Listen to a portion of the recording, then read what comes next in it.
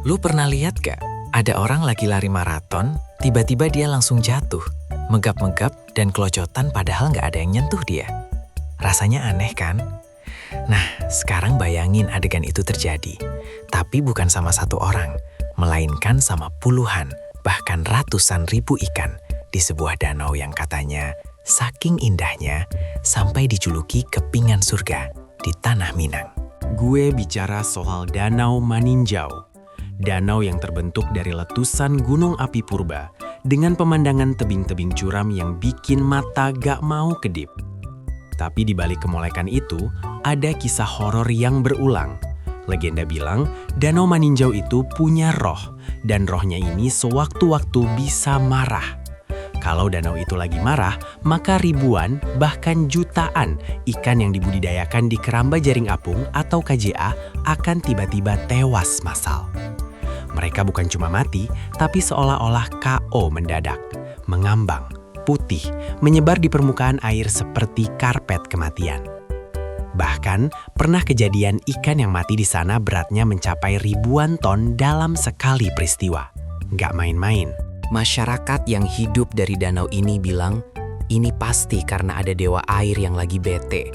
Atau mungkin ada perjanjian kuno yang dilanggar. Intinya, ini fenomena gaib.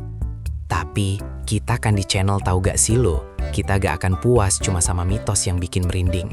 Kita akan bongkar, sebenarnya dewa air apa sih yang tiba-tiba membunuh massal ribuan ikan di Maninjau ini? Dan kenapa Danau Maninjau ini punya kekuatan tersembunyi yang jauh lebih mematikan dari yang kita bayangkan? Jawabannya ada di ilmu geologi, hidrologi, dan kimia air. Ini bukan amukan dewa, guys. Ini adalah siklus alam yang didorong sampai ke batas ekstrim oleh campur tangan kita.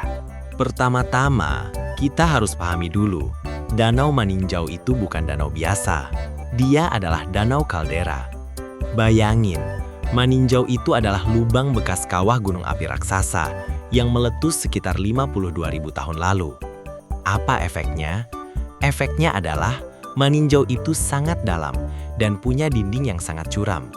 Kedalaman maksimalnya bisa mencapai hampir 170 meter. Nah, karena dia dalam, airnya itu nggak pernah diaduk secara sempurna sepanjang tahun. Ibaratnya, dia punya dua alam semesta air yang terpisah.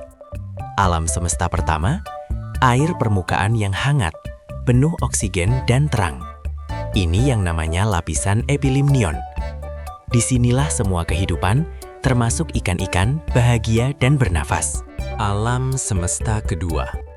Air di dasar yang dingin, gelap, gak ada oksigen, dan isinya kotoran. Ini yang namanya lapisan hipolimnion. Lapisan ini bisa dibilang kuburan raksasa. Semua sisa bangkai, daun, dan yang paling parah, sisa pakan ikan dari KJA mengendap di sini selama puluhan tahun. Selama air permukaan hangat, kedua lapisan ini gak akan pernah ketemu. Ada batas pemisah yang jelas. Tapi, saat si dewa air marah, batas ini langsung hancur lebur. Lupakan soal roh dan dewa yang marah. Si pembunuh sebenarnya punya nama ilmiah yang keren, tapi prosesnya sederhana. Upwelling, atau dalam bahasa lebih ekstrimnya, danau turnover. Gimana ini bisa terjadi? Bayangkan kalau lo lagi bikin es teh manis di warung kopi. Gula lo taruh di bawah, es batu lo taruh di atas.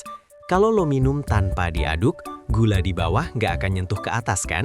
Air gula itu ibarat lapisan hipolimnion di dasar danau. Es batu dan air teh manis segar itu ibarat lapisan epilimnion. Yang jadi sendok pengaduknya di Maninjau itu adalah kombinasi dua hal, angin kencang dan suhu dingin ekstrim. Maninjau dikelilingi tebing tinggi. Saat musim angin tiba, angin kencang ini menerpa permukaan danau, terutama di area terbuka. Angin ini mendorong air permukaan ke satu sisi danau. Karena air permukaan terdorong, air di bawahnya harus naik untuk menggantikan kekosongan. Ditambah lagi, saat suhu udara sangat dingin, air permukaan yang tadinya hangat jadi ikut dingin dan berat. Karena berat, dia tenggelam ke bawah.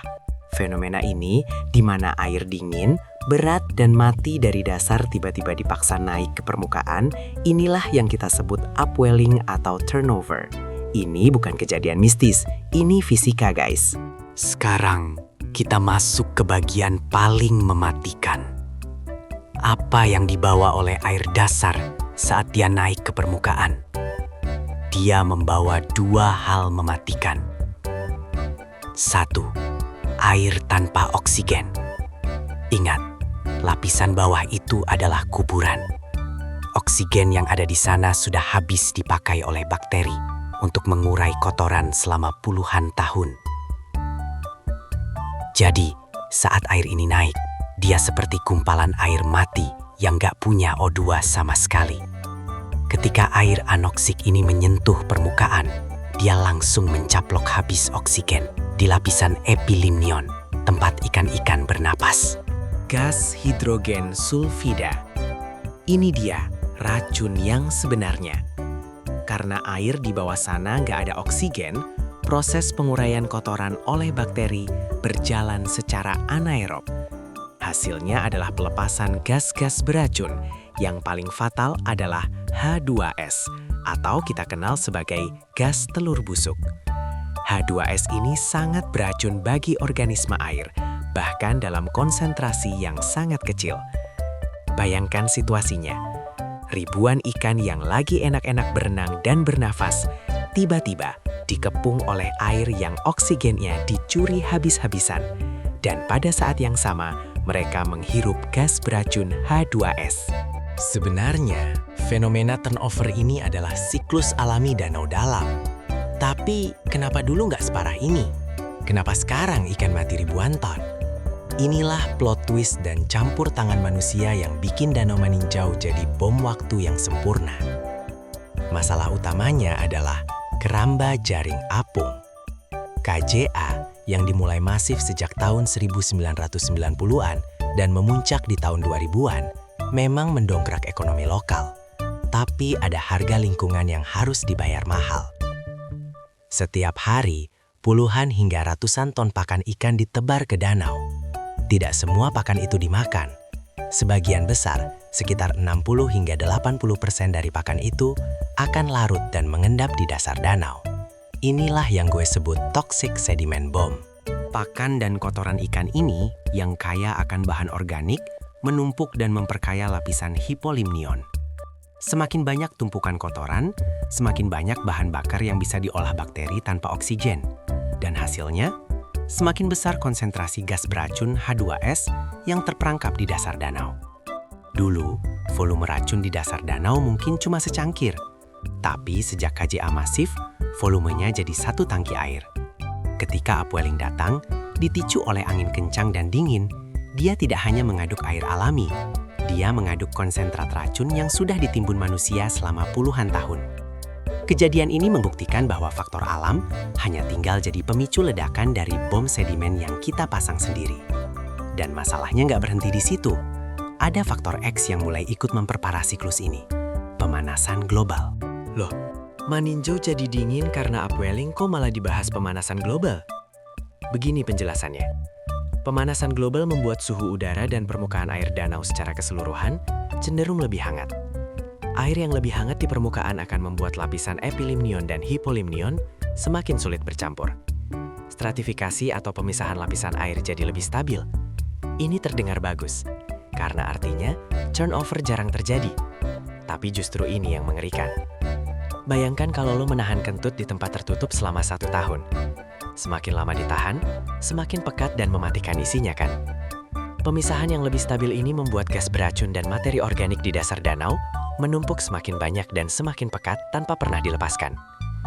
Jadi, saat turnover itu akhirnya terjadi, entah karena ada angin badai yang super kencang atau suhu dingin yang sangat ekstrim, dampaknya akan jauh lebih destruktif dari sebelumnya. Ledakan yang terjadi akan lebih besar, lebih cepat, dan lebih mematikan. Danau Maninjau itu seperti kaleng soda yang tertutup rapat. Selama tidak dikocok, isinya aman. Tapi di dalam kaleng itu, ada reaksi kimia yang terus berjalan, membuat tekanan gasnya semakin tinggi. Pakan ikan adalah gula yang membuat reaksi itu makin cepat. Angin kencang dan suhu dingin adalah tangan yang mengocok kaleng tersebut. Siklus ini akan terus berulang.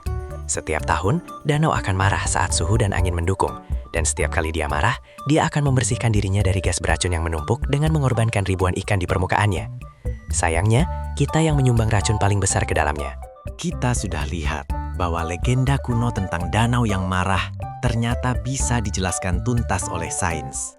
Air yang selama ini kita anggap tenang, ternyata di dalamnya ada perang kimia antara oksigen dan gas beracun.